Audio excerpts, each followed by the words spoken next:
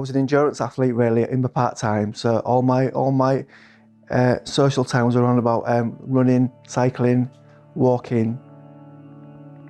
So as a consequence of the stroke, I had a bleed on the brain as well. So I got a dense weakness on my left side. So that meant I had to stop walking, not cycling, no longer driving. All very important for my job and my enjoyment in life. And it's just been about trying to give me hope again.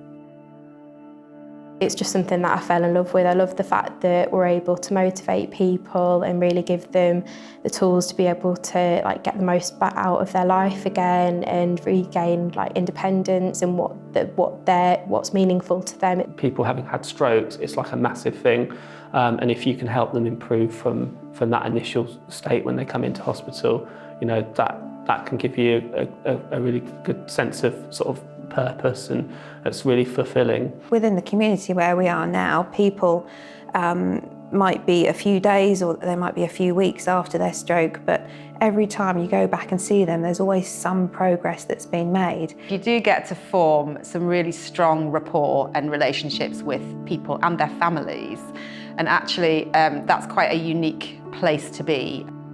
So it may be that they need physiotherapy for help with their mobility and any limb weakness that they might have acquired.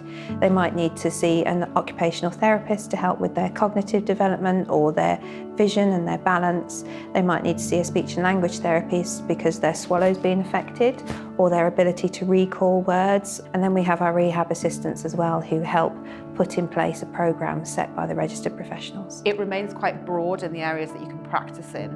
So you can maintain work in sort of speech, language, communication and swallowing, which is the other area of the job that we do, and get to work with people, building really meaningful relationships. It's not boring, there's a lot of variety. Each case is completely different. It's such a challenge because it affects across the whole lifespan. You have children that have strokes. I've had a 19-year-old that had a stroke through to people in their 90s having strokes.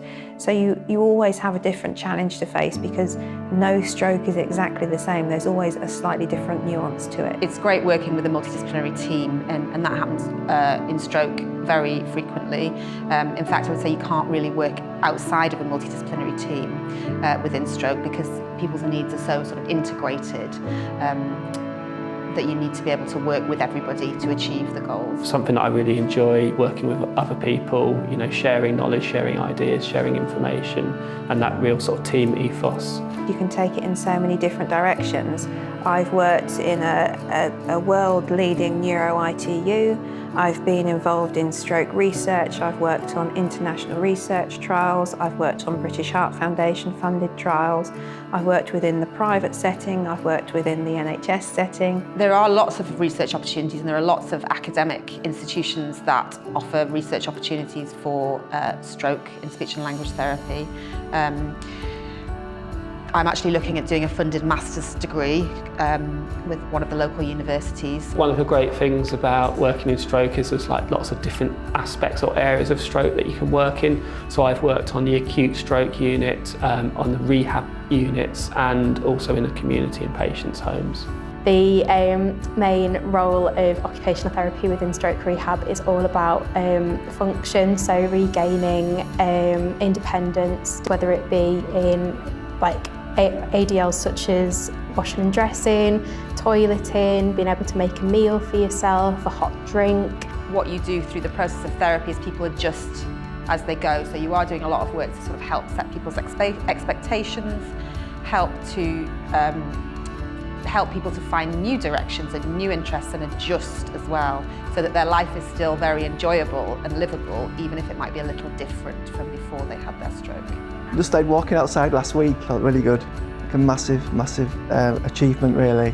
The neighbours are coming out and shaking my hand like some sort of local hero or something. Some of the things that we see, which from my point of view, would be which kind of gives you the biggest feeling of success is getting somebody who maybe initially can't even sit on the edge of a bed or in a standard chair to be able to mobilise, to be able to walk, And sort of when you go through those sort of gateways with patients, the achievement that they get, it's amazing for them, but it's also really good for us as well. To feel that we're able to help those patients. Yeah, I'd just like to really underline that it's the hope, I think, for the future, which is the main thing, which only really comes from people who are enthusiastic and passionate about what they do.